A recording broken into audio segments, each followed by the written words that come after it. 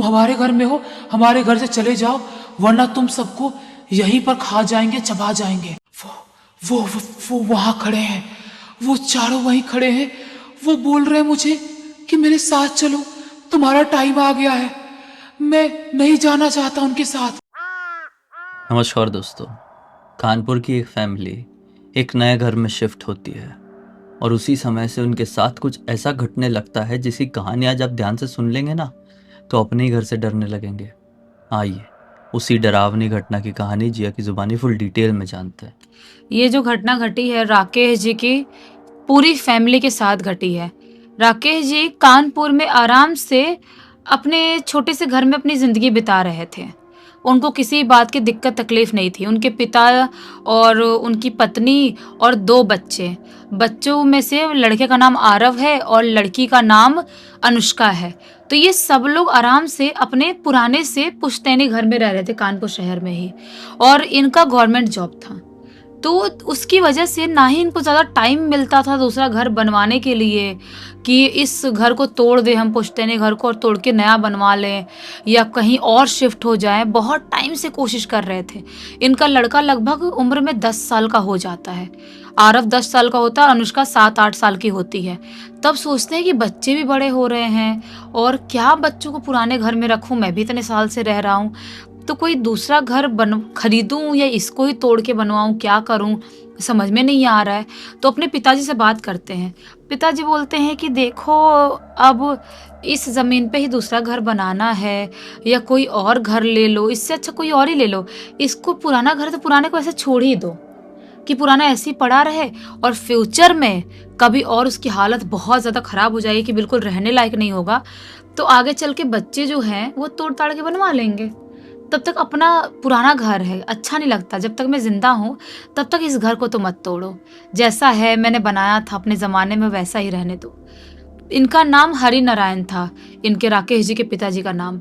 तो हरि नारायण जी बोलते हैं कि रहने दो बेटा, जाने दो, छोड़ दो। तो ये उसके बाद दूसरा घर ढूंढना चालू करते हैं कि कोई बड़ा फ्लैट मिल जाए 3-4 BHK का, क्योंकि मेरा घर जो फैमिली है बहुत बड़ी है। बच्चे हैं 2, माता पिता और मेरे पिताजी, कम से कम 5 लोग हैं, तो 3 BHK से कम तो होना भी नहीं चाहिए, ऐसा सोचते हैं वो। तो बहुत ढूंढना चालू किए हैं, सर्च कर रहे हैं। करने के बाद उनको ऐसा रियलाइज़ होता है कि यार फ्लैट में तो नहीं जमेगा। हमेशा से बंगलो टाइप के घर में रहे हैं, तो फ्लैट में बिल्डिंग में रहना तो नहीं जम पाएगा। कोई बंगलो ही ढूंढता हूँ मैं। वो कोई बंगलो ढूंढना चालू कर देते हैं। उनके जिस एरिया में रहते थे उस एरिया से बाहर वाले एरिया में भी थोड़े बहुत ब्रोकर लोगों से बात करते हैं कि कोई मिल जाए बंगलो उंगलो। एक बंगलो के बारे में उनको पता चलता है। उस ब्रोकर के साथ वो बंगलो देखने जाते हैं, और जैसे ही वो जाते हैं बंगलो के पास, देखते हैं तो देखते ही रह जाते हैं। 3rd फ्लोर तक का इतना सुंदर बंगलो है वो, इतना सुंदर, और इतनी सुंदरता से उसको बनाई गई है जिससे कोई लिमिट नहीं है। एकदम मॉडर्न तरह से सुंदर, एकदम बाहर पार्क वाला, गार्डन वाला एरिया भी बनाया गया है, और बाउंड्री वॉल भी दिया गया है कि बच्चों को अगर खेलना है तो अंदर ही खेल सकते हैं। इतना सुंदर। वो उसका वीडियो फोटो निकालते हैं और घर पहुंचते हैं। घर पहुंच के अपने पत्नी को, पिताजी को दिखाते हैं जब राकेश जी कि ये देखो ऐसा घर देख के आया हूँ। वो लोग भी काफ़ी खुश, बोलते हैं क्या घर है, बहुत सुंदर है, क्या है अपने बजट में ये लेने लायक। तो बोलते हैं अपने राकेश जी की बजट में तो है, थोड़ा सा ऊपर है, लेकिन चल जाएगा। पैसे आखिर इंसान कमाता ही क्यों है, खुशी से ऐशो आराम से रहने के लिए, तो कोई दिक्कत नहीं है। मैं फाइनल कर लूँ फिर, ये ले लें घर। तो बोलते हैं पत्नी जी कि हाँ ले लो, कोई टेंशन नहीं है। तो ये क्या करते हैं कि उस ब्रोकर से बात करके, और जिस बिल्डर ने वो बंगलो बनाया था उन लोगों से बातचीत होती है, और बातचीत होके वो बंगलो फाइनल कर दिया जाता है। उनके बंगलों के आसपास उस बिल्डर ने और भी 2-4 बंगलो बनाए हुए थे, लेकिन इनको ये वाला बहुत सुंदर लगा था। अब सब कुछ डील हो गया है। अब इनको सिर्फ इतना ही करना है कि अपने एरिया से, अपने घर से सामान लेके उस बंगलों में शिफ्ट होना है। ये तैयारी करना चालू करते हैं, पैकिंग वैकिंग सब करवाने लगे हैं। उसके बाद जिस दिन इनके ऑफिस से छुट्टी रहती है उस दिन अपनी पूरी फैमिली को लेके एक मिनी ट्रक करते हैं और जो भी इनका अच्छा हालत में जो भी सामान थी वो सारा सामान उठवा के नए बंगलों में शिफ्ट करवा देते हैं। यहाँ पर आए हैं तो देखते ही रह गए, इतना सुंदर लग रहा है सबको। कुछ दिन तो मतलब 3-4 दिन तो इनका सब सेटिंग वेटिंग करने में ही लग जाता है कि ये सामान यहाँ सेट करना है, ये सामान यहाँ सेट करना है, इसको इस तरह से रखना है।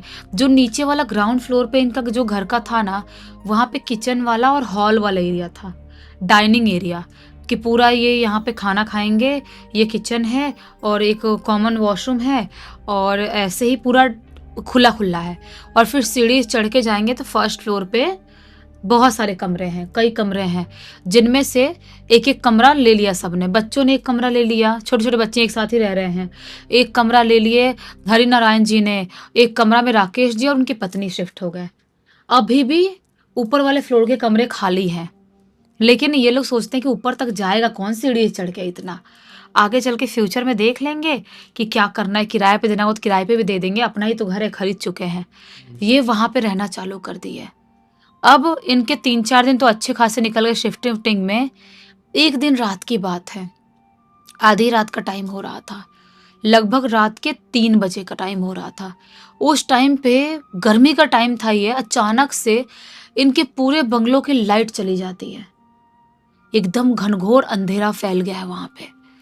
और जब लाइट जाती है तो उठते हैं राकेश जी टेंशन में, गर्मी गर्मी हो गया, पसीना पसीना आ गया।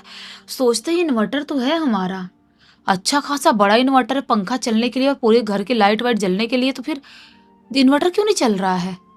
तो ये उठते हैं तो पत्नी जी बोलती है क्या हो गया, तो ये बोलते हैं कि अरे लाइट चली गई और इन्वर्टर नहीं चल रहा है, समझ में नहीं आ रहा है। पत्नी जी बोलती है सो जाओ, जाने दो, कोशिश करो, विंडो खोल दो और सो जाओ। बोलते नहीं नहीं, चेक करता हूँ भला मैं, इन्वर्टर कैसे नहीं चल रहा है। ये अपना फर्स्ट वाले फ्लोर से नीचे उतरते हैं सीढ़ियों से होते हुए, और जैसे ही सीढ़ियों से होते हुए हॉल वाले एरिया में पहुंचते हैं तो क्या पाते हैं कि कोई तो मेन डोर के दरवाजे के पास सफेद से कपड़ा लपेटा हुआ खड़ा है। और जैसे उसको देखें ऐसे वापस से आंख मल के और वापस देखने की कोशिश करते हैं, अभी कोई नहीं था। ये बाहर वाले एरिया में जहाँ इन्वर्टर लगा था उस तरफ जाते हैं, उस तरफ चेक वेक करते हैं और कुछ ऊपर नीचे करते हैं तो चालू हो जाता है लाइट। अब ये सोने के लिए आ गए।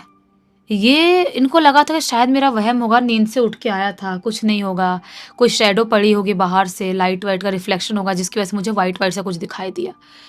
अब दूसरे दिन से इनकी जिंदगी पूरी तरह से चेंज होने वाली थी, जिसके बारे में उन्होंने कभी सोचा तक नहीं था। आज रात में आराम से सो रहे हैं सबके सब। आधी रात का टाइम होता है, लगभग 3 बजे का टाइम, वापस से 3 बजे का ही। जो इनकी पत्नी जी, राकेश जी की पत्नी जिनका नाम प्रिया है, प्रिया जी को क्या आवाज सुनाई देती है कि नीचे जो हॉल वाले एरिया में, जो किचन वाले एरिया में वॉश बेसिन है, उसका पानी खुला है, क्या आवाज आ रही है झरझर झरझर कर पानी गिरने की। वो उठती हैं और राकेश जी भी उठ जाते हैं उठने के बाद सुन के। बोलते हैं क्या हुआ, ये बोलती है आपको पानी की आवाज आ रही है, नीचे किचन वाले एरिया का पानी शायद खुला है, कैसे खुल गया है। राकेश जी बोलते पानी की आवाज तो आ रही है, अच्छा ठीक है जाओ तुम चेक कर लो। ये जाती है नीचे सीढ़ियों से होते हुए हॉल वाले एरिया में, वहां का लाइट ऑन करती है और जैसे ही वॉश बेसिन में देखती है, पानी तो चालू था वॉश बेसिन का, लेकिन जो पानी ये बंद करी है नल, उसके बाद जो वहां पे पानी इकट्ठा है उस तरफ नजर जाती है तो क्या पाती है कि वो पानी नहीं खूनम खून है, ऐसा लाल सा। वो जोर से चीख देती है और जैसे चीखती है राकेश जी भागते भागते आते हैं और बोलते क्या हुआ।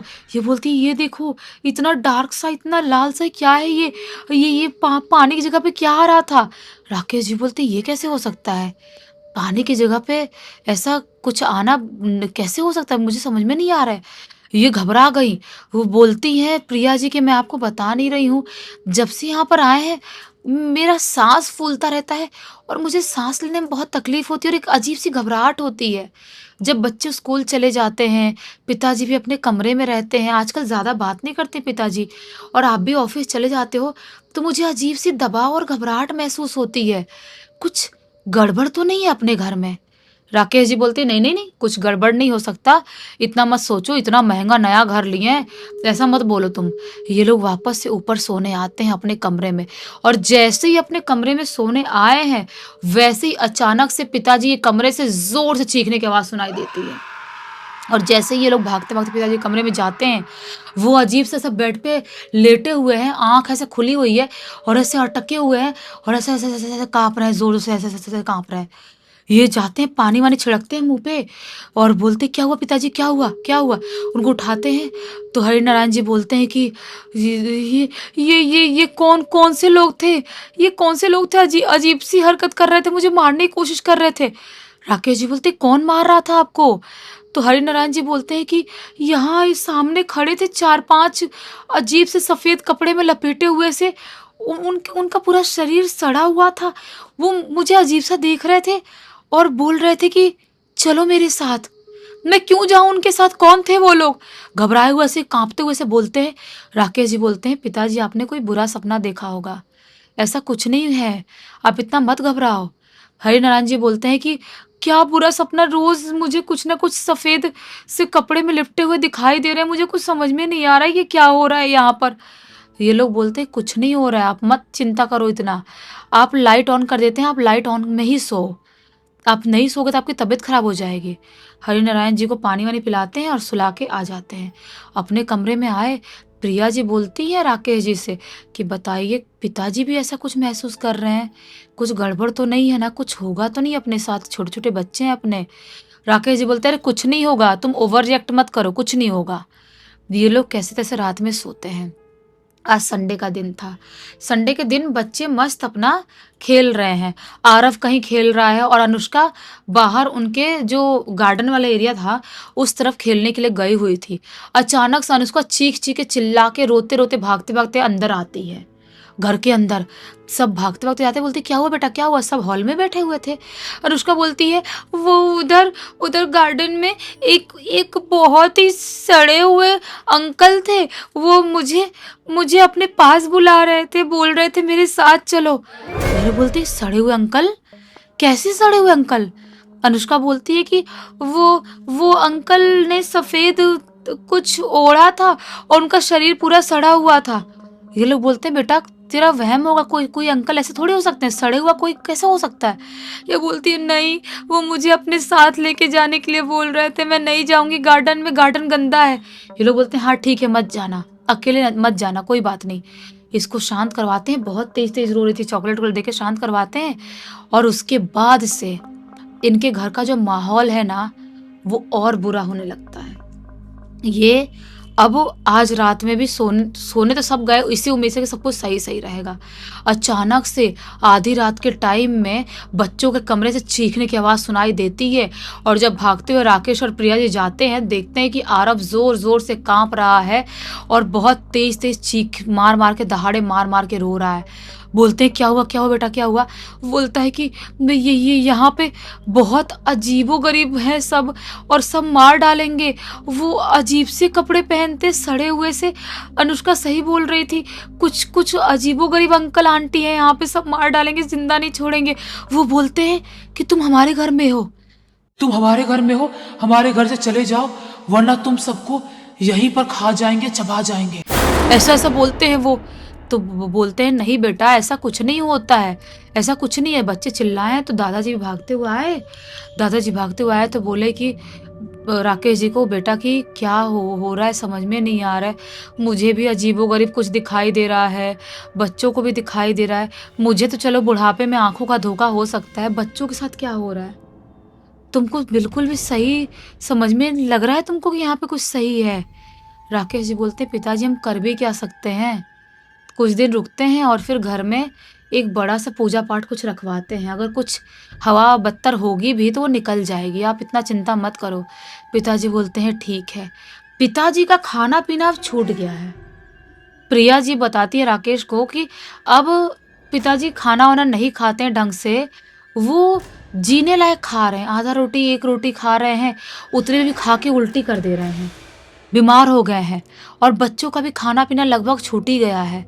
और जो प्रिया जी है वो बीमार ही रह रही है, आँख के नीचे धब्बे पड़ गए हैं, काले पड़ गए हैं, घबराती रहती है, अजीब सा सीना पकड़ के बैठ जाती है कि मुझे घबराहट हो रही है, अजीब सा हो रहा है।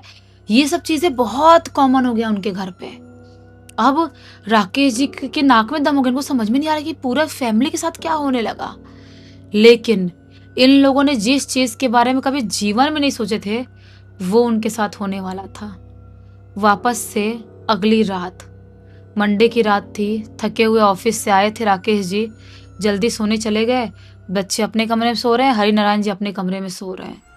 वापस से आधी रात के टाइम में हरिनारायण जी के कमरे से चीखने की आवाज़ सुनाई देती है और जैसे ही भागते हुए जाते हैं, बच्चे भी भागते हुए जाते हैं पीछे पीछे, और जैसे ही पहुंचते हैं वहाँ पर तो क्या पाते हैं कि वो बेड पे ऐसे बैठे हुए हैं, आंख ऐसे ऐसे खुली हुई है और ऐसे ऐसे ऐसे कांप रहे, होठ कांप रहे हैं, ऐसे कांप रहे हैं बहुत जोर जोर से। बोलते हैं राकेश जी कि क्या हुआ पिताजी, क्या हुआ, आप ऐसे कांप क्यों रहे हो? वो ऐसे धीमी सी आवाज में बोलते हैं, वो वो वहाँ खड़े हैं, वो चारों वहीं खड़े हैं, वो बोल रहे हैं मुझे कि मेरे साथ चलो, तुम्हारा टाइम आ गया है, मैं नहीं जाना चाहता उनके साथ। और राकेश जी बोलते कोई नहीं खड़ा है पिताजी, कुछ नहीं हो रहा है। तभी अचानक जो पिताजी ऐसे मुंह फाड़ के और ऐसे आंख बड़ी बड़ी करके बैठे थे ना बेड पे अकड़े हुए से, धड़ाम से गिर जाते हैं, गिर गए बेड पे। उसके बाद ये लोग मुंह पे पानी छिड़कते हैं, बहुत होश में लाने की कोशिश करते हैं, लेकिन पिताजी होश में नहीं आ रहे हैं। फटाफट ये लोग एम्बुलेंस कॉल करते हैं, हॉस्पिटल में लेके भागते हैं और जैसे ही हॉस्पिटल पहुंचते हैं तो क्या पता चलता है, हरिनारायण जी की मृत्यु हो गई है। और कैसे? हार्ट के फेल होने की वजह से। तो फिर अब इनके लिए बहुत ज़्यादा सदमे वाला था, एकदम घबरा जाते हैं, रोने लगते हैं ये लोग कि हम क्या करें, क्या हो गया, कैसे हो गया, सब चीज़ें। उनके शरीर को लाते हैं घर पे, उसके बाद जैसे तैसे करके उनका अंतिम संस्कार किया जाता है। अब राकेश जी एकदम परेशान है, सोचते हैं कि मैं कैमरे में चेक करता हूँ। इन्होंने अपने घर के बाहर वाले एरिया में नीचे ऊपर हर जगह कैमरे लगा के रखे थे। वो कैमरा जब चेक करते हैं ना राकेश जी, तो क्या पता चलता है, डेली रात के 3 बजे अपने आप सारे के सारे कैमरे बंद हो जा रहे हैं, सारे के सारे। कुछ सफेद सा ऐसा होता है कैमरे में और बंद हो जाता है। अब इनको समझ में नहीं आता कि ये क्या हो रहा है। वापस से अब कुछ दिन तक तो उनको जब तक काम क्लियर ना हो उस घर में तो रहना ही है, उसी घर में है, परेशान है, रिश्तेदार भी आए हैं, रिश्तेदारों को भी परेशानी हो रही है, रात में चीख चिल्ला के उठ रहे हैं। राकेश जी की पत्नी जी बोलती हैं, प्रिया जी एक काम करो, आप आस पड़ोस के लोगों से बात करोगे कि दिक्कत क्या है, क्यों हमारा घर ऐसा भूतिया बना हुआ है, हमारे घर में जान चले गई, पिताजी क्या हुआ है। तब राकेश जी आसपास में बात करने जाते हैं और बहुत लोगों को तो पता ही नहीं है, जो जवान लोग हैं बोलते हैं हमें नहीं पता, आपके घर के वो तो नया नया बना है ना, कुछ टाइम पहले तो बना। लेकिन एक बूढ़े व्यक्ति, एक घर में एक बूढ़े व्यक्ति थे, बोलते हैं कि इस घर का इतिहास जो है ना, इस जमीन का, वो सही नहीं है। बोलते राकेश जी क्या सही इतिहास नहीं है?